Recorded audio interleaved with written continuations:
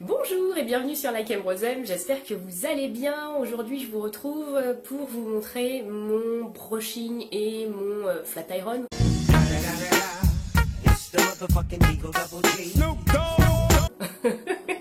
Et mon lissage en fait au steam pod.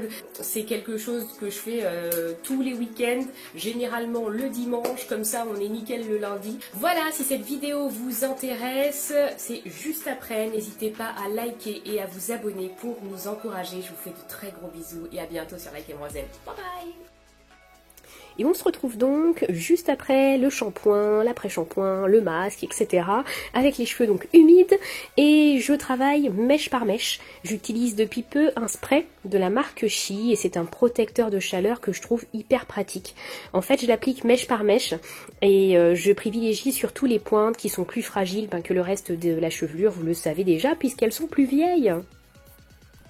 Avant de sécher une mèche, je veille toujours à ce qu'elle soit bien démêlée. Ça évite la mauvaise surprise de tirer dessus au moment où je passe le sèche-cheveux. Donc la chaleur plus le fait de tirer dessus, c'est pas très bon. Donc on limite les agressions et on essaye d'être tout doux.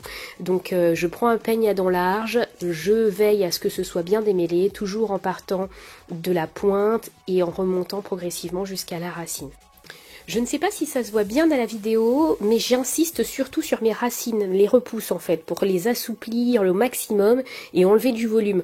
Comme les repousses n'ont pas subi de traitement à la kératine, elles ont forcément beaucoup plus de volume, et puis bien sûr elles sont frisées. Donc pour éviter qu'on voit la démarcation, la différence entre les repousses et le reste de la chevelure, je sèche surtout la racine.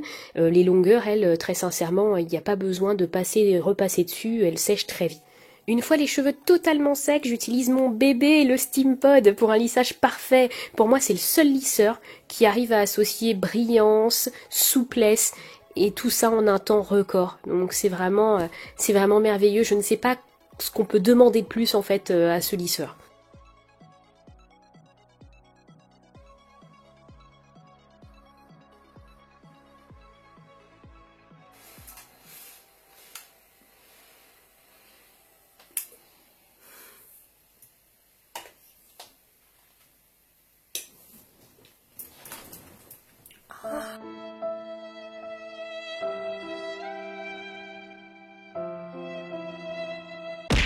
Et voilà, le lissage, enfin le brushing et le lissage sont terminés. Je suis assez contente du résultat, comme vous pouvez le voir. Pour moi, c'est comme au premier jour quasiment, ça n'a pas bougé. Donc je suis très contente du résultat toujours. Je fais très attention parce que je sais que le lissage à la kératine, le lissage brésilien, généralement sur le moyen terme, abîme les cheveux. Donc je suis extrêmement vigilante. Je ne manquerai pas de vous dire quand ça commence à casser. Pour l'instant, je remarque pas de chute considérable. Je commence à avoir des repousses, comme je vous l'ai montré en fait dans la vidéo, que j'arrive à dompter.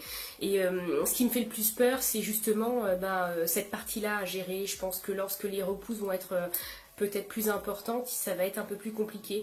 Mais peut-être que pour pallier à ça, je referai un lissage brésilien pour assouplir les racines et que ce soit plus facile à coiffer et qu'il n'y ait justement pas de différence entre... Enfin, qu'il y ait de la kératine partout et éviter que ça casse. Je ne sais pas encore ce que je vais faire, j'y réfléchis.